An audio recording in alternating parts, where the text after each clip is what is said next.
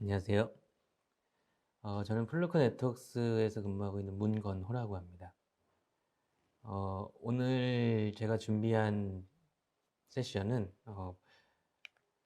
데이터 센터의 혈관이라고 불리울 수 있는 레이어 1 인프라 중에 이제 케이블, 통신 케이블 인프라는 과연 어떻게 관리해야 하고 어떻게 올바르게 인증을 해야 하는지에 대해서 설명을 드릴 거고요. 어, 레이어 1은 사실 잘 눈에 보이지 않기 때문에 많은 분들이 어려워하십니다. 어려워하시거나 혹은 궁금한데 어디서 자료를 찾아보시거나 교육을 받으실 교육기관이 있거나 하지 않기 때문에 오늘 제 발표를 들으시면 그래도 어떤 테스트들이 있고 레이어 1도 어떻게 검증을 해야 하는지에 대해서 좀 아실 수 있게 쉽게 설명을 드리겠습니다.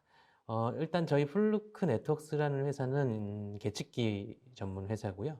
플루크라는 회사의 그 노란색 계측기의 트레이드 마크는 많은 계측기의 짝퉁, 이미테이션 모조품들도 다 노란색을 따라서 만들 만큼 트레이드 마크고 글로벌 업계에서 그래도 리더로 저희가 제품을 생산하고 있습니다.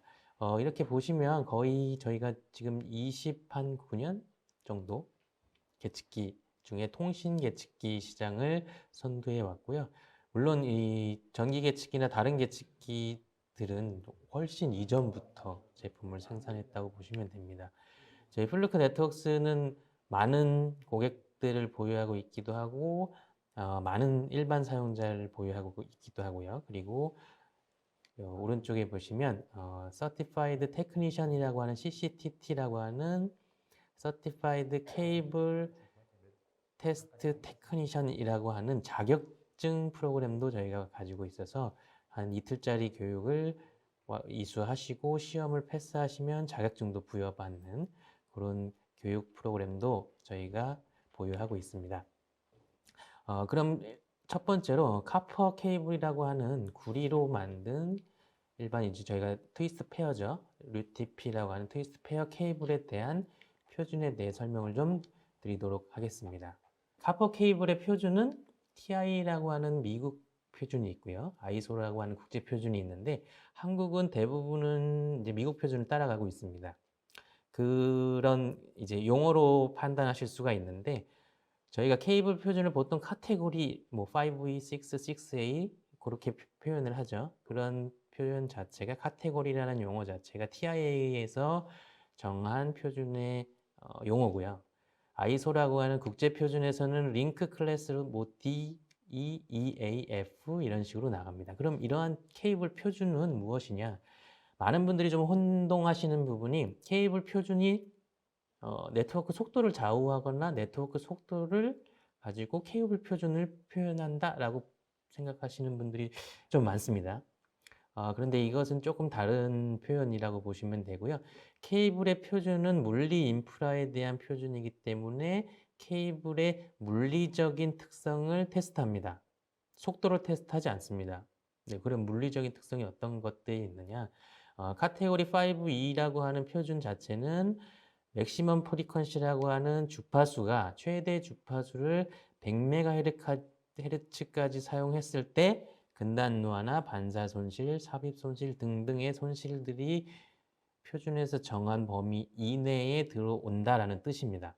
그럼 카테고리 6는 똑같이 250MHz까지 맥시멈으로 사용했을 때 여러 손실들이 표준 이하로 나온다는 뜻이고요. 그러면 그러한 표준 안에서 네트워크 장비들이 프로토콜을 사용해서 1000베이스 T나 1G 베이스 T, 같은 말이네요. 1000베이스 T나 10G 베이스 T를 사용해서 네트워크의 속도를 좌우할 수 있게 만들어 놓은 프로토콜들이 올라갈 때 속도가 최대 얼만큼 지원되는지가 나온다는 뜻으로 보시면 됩니다. 카테고리 5E부터 6A까지는 기본적으로 100m가 표준이었어요. 네, 근데 카테고리 8이라고 하는 2GHz까지 사용해서 40GBps를 지원하는 그 카테고리의 특징은 워낙 높은 속도와 높은 대역 그 주파수를 사용하기 때문에 맥시멈 거리가 30m입니다. 그리고 인터넷에 흔히 자주 보실 수 있는 카테고리 7, 뭐 카테고리 7A 패치 코드들은 사실은 지금 회색으로 표시됐지만 TIA 표준에서는 표준으로 제정되어 있지 않고 드래프트 상태로 넘어갔다고 보시면 돼요. 왜냐하면은 카테고리 7이라고 하는 용어 자체가 동일하게 10G 베이스 T까지 지원을 하는데 주파수 대역만 약 600MHz냐 1GHz냐 6A와 그 차이가 있고요. 표준 자체가 난 RJ45라 그래서 RJ45 커넥터를 쓰지 않습니다. 그럼 어떤 걸 쓸까요? 어떤 걸 쓰는지 보여드릴게요. 네, 이런 식으로 근단노화를 최소화하기 위해서 8가닥들을 다 분리해서 쪼개 놓은 타입의 비표준 커넥터, RJ45가 아닌 케이블 제조사가 만든 케이블 제조사의 특별한 커넥터와 플러그들을 사용을 합니다. 그래서 이 카테고리 7, 카테고리 7A라고 하는 표준을 만족한다라는 제품 중에 RJ45 플러그로 커넥터로 플러그로 종단 처리가 됐다면 당연히 네, 용어가 맞지 않겠죠. 난 RJ45라고 하면 이런 테라나 GG45 등등으로 각자 제조사들이 구현한 플러그를 사용하는 제품군들을 사용한 제품이 클래스 F나 클래스 FA, 아이소라는 국제 표준에는 표준으로 제정되어 있기 때문에 그러한 용어가 쓰여 있어야 하고 케이블 테스트 역시 RJ45가 아닌 각자 제조사가 만든 플러그가 꽂히는 계측기로 계측을 해야 합니다.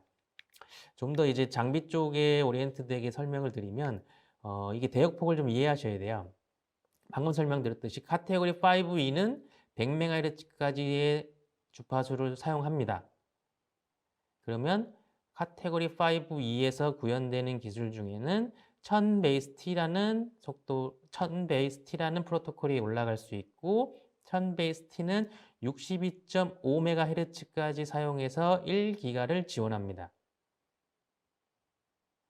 자, 그러면 100MHz까지 써서 데이터를 전송하는 카테고리 5E가 맥시멈 속도가 1Gbps일까요? 아니죠. 여기 화면에서 보시듯이 최근 새로 나온 N-베이스-T, 즉 2.5G 베이스-T는 100MHz를 써서 2.5기가를 지원을 하는 기술이 개발이 됐습니다. 카테고리 5E가 1G 베이스-T만 지원을 하느냐라고 외우신 분들은 좀 혼동이 되실 거예요. 이렇게 보시면 이제 주파수에 따라서 새로운 프로토콜이 나오면 언제든지 속도가 더 빨라질 수 있다는 거. 그렇게 거꾸로 이해를 해주시면 좋고요. TIA에서 케이블을 테스트하는 표준을 정해놨는데 이러한 표준들 중에는 이제 와이어맵, 케이블의 8가닥을 순서대로 배열해야 하는 거, 그 다음에 길이, 뭐 근단노화, DC 저항, 루프 저항 등등을 다 테스트하라고 표준에 되어 있고 이 표준에 되어 있는 것들을 계측기가 테스트를 합니다. 자, 그러면 어떻게 테스트를 해서 인증을 받아야 될까요? 케이블 테스트는 그냥 저희가 흔히 케이블의 배열만 보는 일반 저가의 테스터기를 꽂아서 1, 2, 3, 6 이 숫자만 보셨잖아요. 그거는 케이블 테스트가 아닙니다. 그냥 와이어맨만 보실 수 있는 거고 측정할 케이블 테스트를 할 때는 국제 표준을 만족하는지를 테스트해야 되는 거고요. 그 테스트의 방법은 영구 링크 테스트라고 하는 퍼머넌트 링크 테스트의 방법이 있고 채널을 테스트하는 채널 테스트가 있고요. 모듈러 플러그로 종단 처리된 모듈러 플러그 종단 링크 테스트가 있고 패치 코드, 현장에서 작업한 패치 코드의 테스트라는 패치 코드 테스트가 있습니다. 이 측정 한계치와 이 케이블 테스트의 방법은 매우 중요하고요. 이건 어떻게 나눠지는지 설명을 드리겠습니다. 자, 영구 링크 케이블은 말 그대로 영구 링크입니다. 변하지 않는 변하지 않는 링크고, 저희가 머리 이제 콩글리시로 파마하러 간다 그러죠. 파마. 퍼머넌트의 약자죠. 머리를 영구적으로 변하지 않게 곱슬로 바꿔준다 해서 퍼머넌트인데, 케이블에서도 퍼머넌트 링크는 영원히 변하지 않는 구간이에요. 그럼 영원히 변하지 않는 구간은 어떤 구간일까요? 포설되어 있는 구간이죠. 데이터 센터로 따지면 렉과 렉 사이에 HDA, MDA 존에서 HDA 존까지 가는, 혹은 장비의 패치 렉까지 가는 구간에 호리젠탈 케이블로 연결된 상단 배선이든 액세스 플로우 밑에 하단 배선이든 우리 눈에 보이지 않는 포설된 구간을 패치 패널부터 패치 패널까지의 테스트를 하는 게 연구 링크 테스트입니다. 일반적으로 케이블 인스톨러, 케이블 공사업체가 테스트를 해야 하고 인증을 해야 하는 구간이에요. 이 부분을 테스트해서 통과가 나온 레포트를 케이블 제조사에 제출하면 케이블 제조사가 워런티를 발행을 합니다. 흔히 데이터 센터에서 사용을 하는 링크 테스트 방법이고요. 최대 90m까지가 이 링크의 한계 거리입니다. 왜 그럴까요? 패치 패널까지의 테스트가 90m고 장비에 연결되는 별도의 패치 코드가 꼽히면 10m씩 해서 5m씩 양쪽으로 해서 10m에서 총 100m까지 테스트 링크를 사용하실 수 있도록 연구 링크 구간은 패치 패널부터 패치 패널까지이기 때문에 90m가 맥시멈이고요. 케이블 계측기로 테스트하면 패치 패널부터 테스트가 된다고 생각을 하시면 됩니다. 그 다음에는 이제 채널 테스트라고 있습니다. 인터커넥터라고 하는 건 이제 케이블링에 구성하는 방법인데, 채널 테스트를 보여드리는 거고요. 채널 테스트는 일반적으로 케이블 공사업체가 하는 테스트 방식이 아닙니다. 왜 그럴까요? 케이블 공사 범위 이외에 장비에 연결되는 패치 코드의 코드 부분이 케이블 부분이 포함되기 때문입니다. 이 케이블 테스트는 RJ45 플러그를 제외하고요. 케이블이 시작되는 전부터 패치 패널, 연구 링크 구간, 패치 패널, 패치 코드의 종단을 제외한 전체 구간에 100m까지 테스트를 하는 방법이고, 이 테스트에 포함된 게 유저 코드와 이퀴먼트 코드라고 불리우는 패치 코드가 다 포함돼서 테스트가 되기 때문에, 이 테스트가 끝나고 이퀴먼트 코드나 유저 코드, 즉 패치 코드가 이동을 한다면 이 케이블 구간의 테스트는 무효가 됩니다. 케이블 테스트를 했던 케이블들이 제거됐고 이동했기 때문에. 그래서 이 부분은 잘 기억을 해주시면 좋고요. 모듈러 플러그 종단 링크는 데이터 센터에서 사용된다기보다는 요즘 액세스 플로 와이파이의 액세스 포인트나 IP CCTV에 천장에 연결된 장비들의 아울렛이나 패치 패널을 거치지 않고 RJ45 플러그로 바로 종단 처리되는 부분을 테스트하기 위한 방법이라고 보시면 됩니다.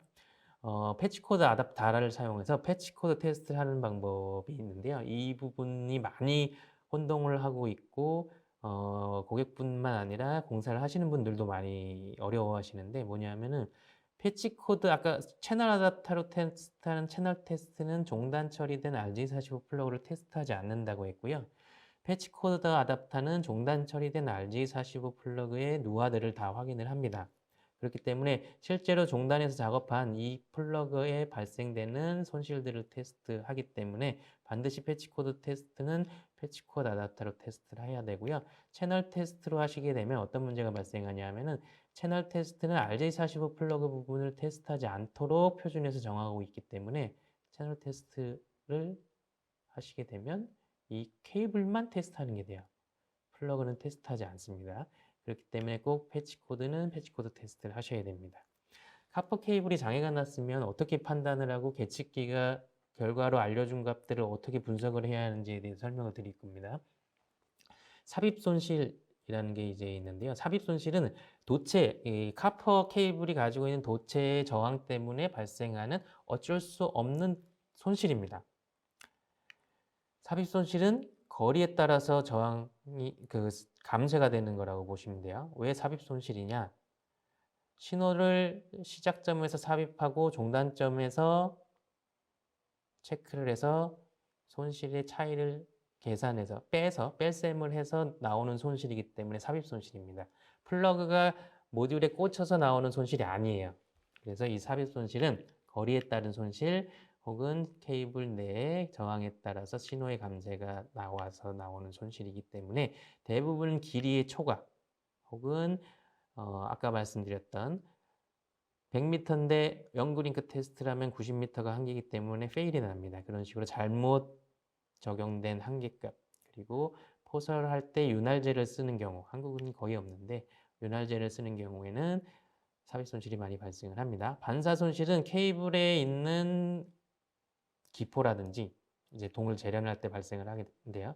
불순물 등에 의해서 나타나는 손실이고요. 신호가 반사돼서 그냥 돌아오는 손실이라고 보시면 됩니다. 실패 원인은 케이블의 생산 불량 혹은 손상된 케이블, 적절하지 못한 또 한계값을 적용했을 때 그리고 가장 빈번하게 발생하는 게 케이블 침수입니다. 케이블이 물에 젖으면 습기를 머금거나 물에 젖으면 반사 손실이 발생을 하고요. 반사 손실 패턴을 보고 케이블이 침수가 됐는지도 거꾸로 계측기가 알아낼 수가 있다고 보시면 됩니다.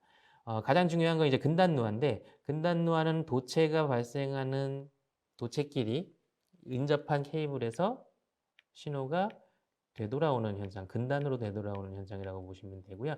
인접해에서 주는 방해가 주는 방해값이고 실패 원인은 생산 불량이기도 하지만 대부분은 작업자가 커넥터 안에 페어를 너무 많이 풀어주어서 작업을 했을 때 발생을 합니다. 자, 데이터 센터에서 요즘 아주 핫한 트렌드 짧은 패치 코드라고 해서 뭐 한 5cm, 10cm짜리 케이블을 가지고 연결을 해요. 왜냐하면 케이블 여장 처리하기가 힘들기 때문에. 그리고 보니까 깔끔하고 인스타그램이나 페이스북이나 해외 사이트에서 보니까 깔끔하고 멋져 보이거든요. 하지만 TIA 표준에서는 패치 코드 최소 권장 길이를 50cm로 봅니다. 50cm 이하는 계측기로 테스트할 수조차 없습니다. 50cm 이상만 테스트할 수 있고 50cm 이상을 권장을 합니다. 자, 반사 손실 방금 설명드렸죠. 반사돼서 돌아오는 손실. 근단노화 설명드렸죠. 네, 패치 코드의 패치 풀림을 너무 많이 풀어서 근단에서 노화가 발생하는 거. 원단 노화는 근단 노화와 반대인데 원단으로 노화가 되는 겁니다. 이 짧은 패치 코드들은 이 모든 손실들이 다 합쳐져 버려요. 근단 노화, 반사 손실, 원단 노화가 하나의 손실로 합쳐져서 돌아오거나 원단으로 가기 때문에 최소 여유 길이를 갖고 있지 않으면 패치 코드에서 모든 손실들이 장비나 혹은 반대편 유저 쪽으로 돌아가서 케이블을 사용하는데 장애의 원인이 될 수 있기 때문에 무조건 50cm 이상으로 케이블을 만들고 제작하시기를 권장을 드립니다.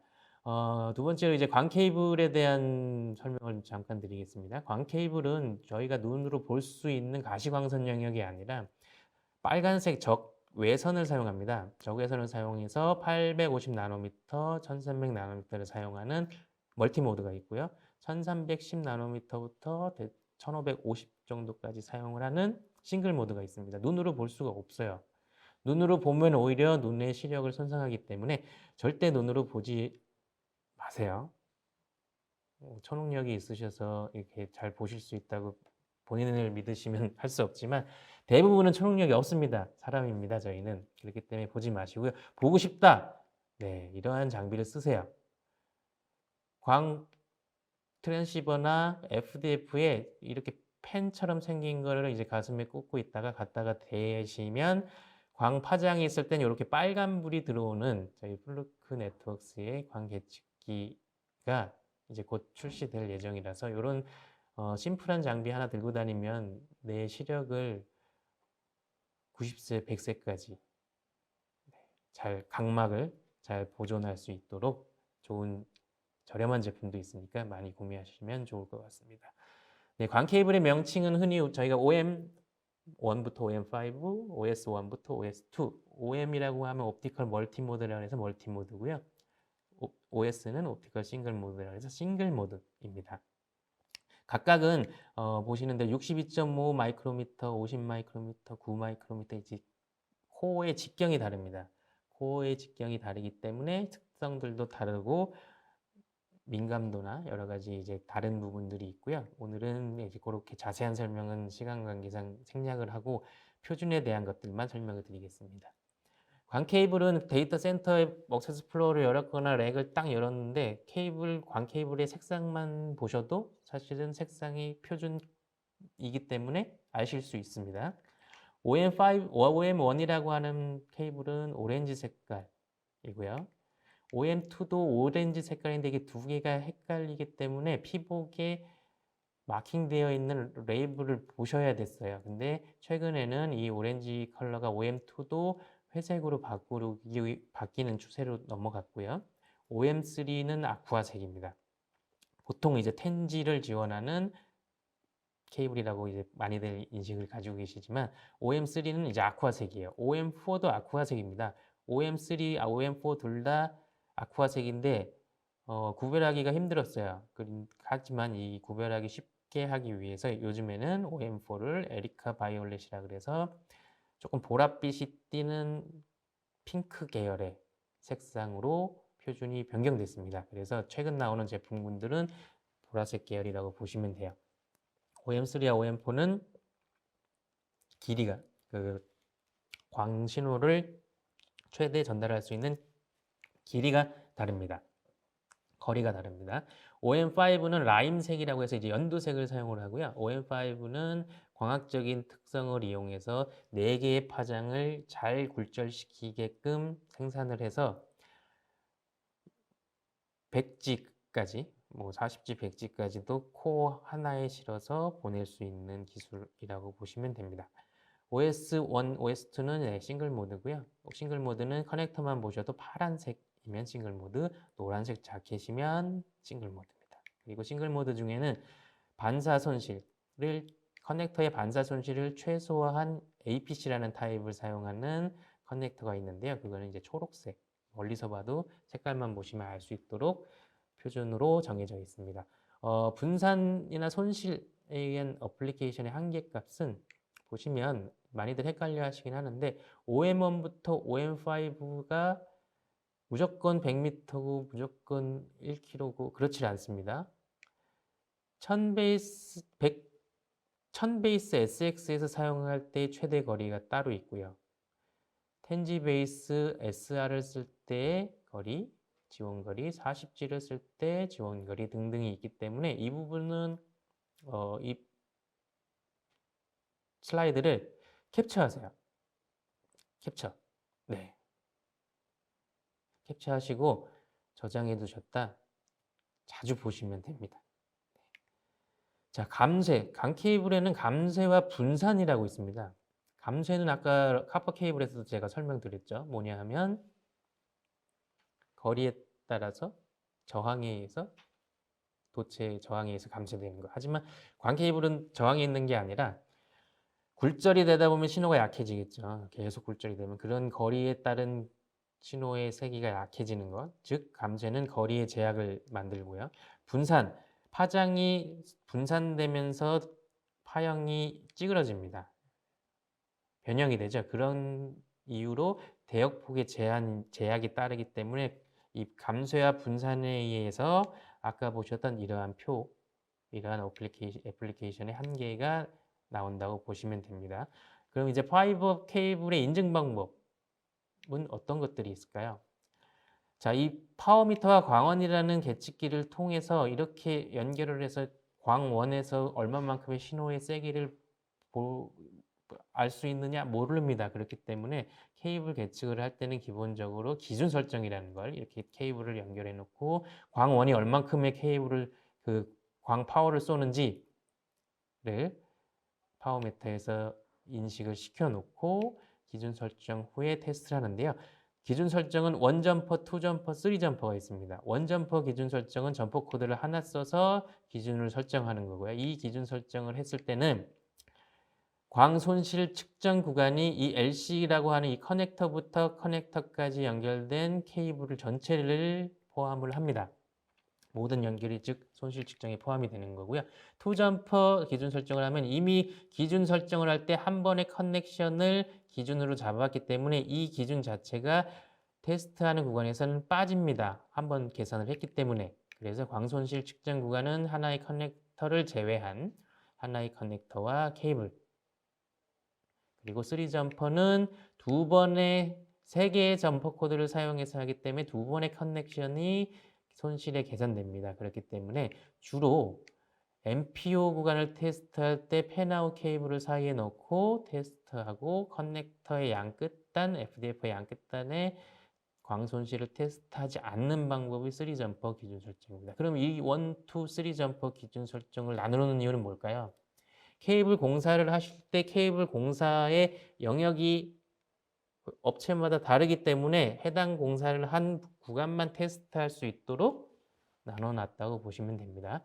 그럼 이 케이블이 가끔 이제 장애가 나거나 전체 구간 손실이 페일이 났을 때, 그 페일이 났을 때는 이제 티어 2라고 하는 장애 인증 방법이 있는데 OTDR이라는 장비를 사용을 합니다. OTDR은 옵티컬 타임 도메인 리플렉터 미터라고 해서 광신호를 쏘고 광신호가 어떠한 이벤트가 발생돼서 되돌아올 때 산란돼서 되돌아오는 반사돼서 되돌아오는 신호의 빛의 속도를 역산해서 어느 구간에 장애가 있다라고 판단하는 장비고 기술입니다.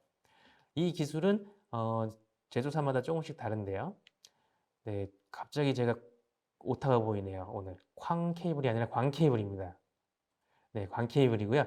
이 케이블의 특성을 이벤트가 발생한 되돌아오는 신호를 통해서 이렇게 트레이스 모드에서는 그래프로 표시가 되고요.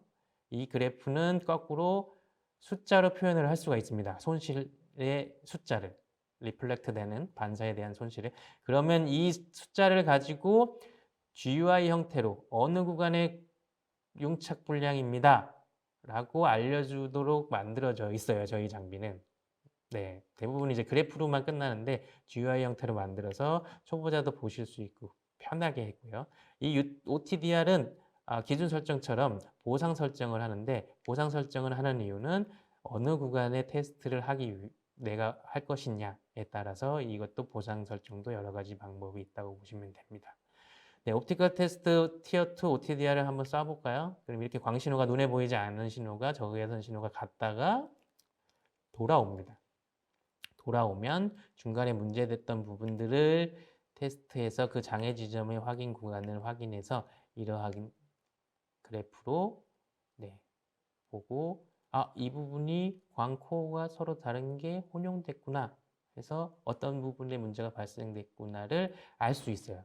자, 보시면 지금 62.5 마이크론에서 50 마이크로미터가 혼용되면 당연히 틈새가 벌어져서 빛이 반사되겠죠.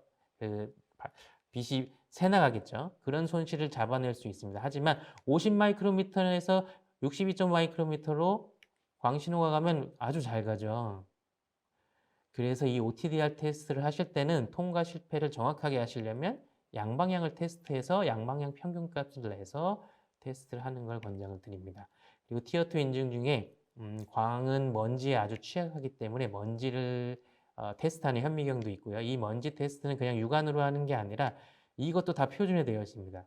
어느 구간의 A 구간의 코어는 스크래치나 먼지가 몇 마이크로미터 이하의 작은 먼지여야 되는지 등등이 나와 있기 때문에 이 부분도 그냥 임의로 하는 게 아니라 올바른 계측기를 통해서 꼭 종단면까지 인증을 마치시기를 권장을 드립니다.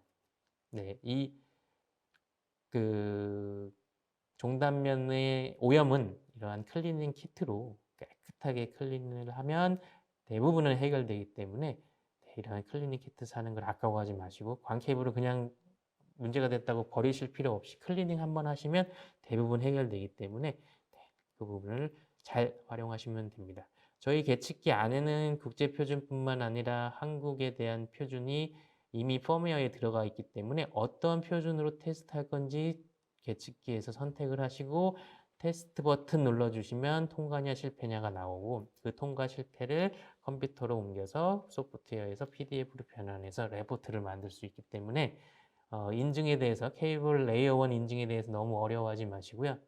계측기 CCTT, 네, 케이블 테스트할 수 있는 전문가 혹은 파트너를 통해서 꼭 인증을 받은 후에 장비를 연결하시고 장비의 전원을 즐거운 마음으로 기도하실 필요 없이 파워 온 하시기를 추천드립니다. 네, 오늘 제가 준비한 내용은 모두 마쳤는데 Q&A는 오늘 제가 답변을 생방송이라 드리지 못해서 답변해 주신 거는 제가 나중에 취합해서 개별적으로 답변을 드릴 예정입니다. 네, 오늘 잘 들어주셔서 감사합니다.